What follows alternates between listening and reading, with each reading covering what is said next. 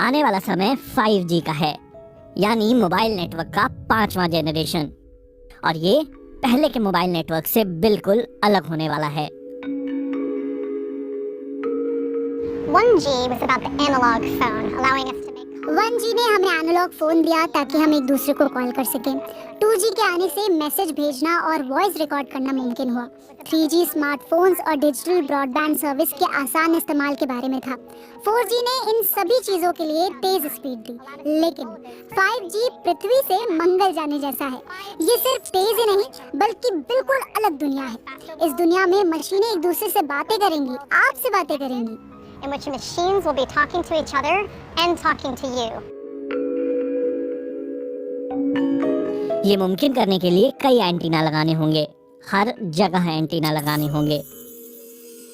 ऐसा इसलिए क्योंकि एक साथ लाखों नई डिवाइसेस कनेक्शन के इंतजार में हैं, ताकि वो आपस में बातें कर सकें, एक दूसरे से तालमेल बैठाकर फैसले ले सकें और हमारी जिंदगी आसान बना सकें। इतनी आसान जितनी आप शायद आज सोच भी नहीं पाते हैं। TV off, lights off. TV off, lights off. ये आपको अपने घर में बिजली की खपत कंट्रोल करने में मदद करेगा। ये आपके फ्रिज को ये फैसला करने में हेल्प करेगा कि आपके लिए सब्जियां कब ऑर्डर करनी है, ताकि एक सेल्फ ड्राइविंग ट्रक उन्हें डिलीवर कर सके।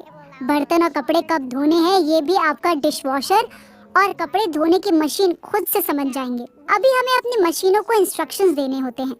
5G की दुनिया में मशीनें आपसे राय लेंगी या खुद ही आपस में डिसीजन ले सकती हैं। जब मशीनें ऐसी हो जाएंगी तो इंसानों के काम नियमित तरीके से होने लगेंगे।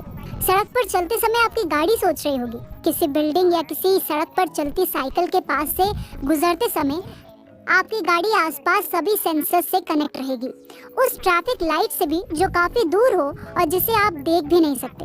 सब कुछ आसान हो जाएगा।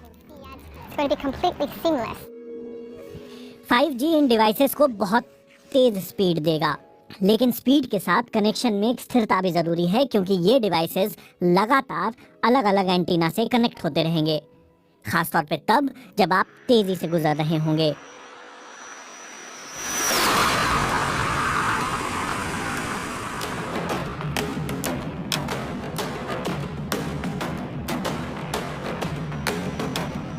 लेकिन कितनी स्पीड तक ये कनेक्शन स्टेबल रह सकते हैं?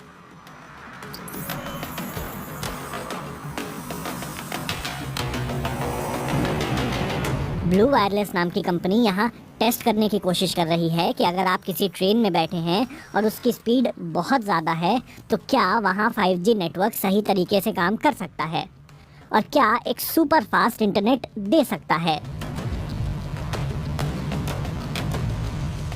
दुनिया भर में ऐसे एक्सपेरिमेंट्स किए जा रहे हैं।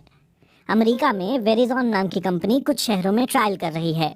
ट्रायल बहुत छोटे एरिया में किए जा रहे हैं।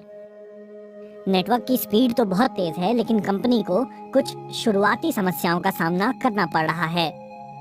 उम्मीद की जा रही है कि 5G की पहली सर्विसेज प्रोवाइड करने में दक्षिण कोरिया और चीन के शहर सबसे आगे होंगे।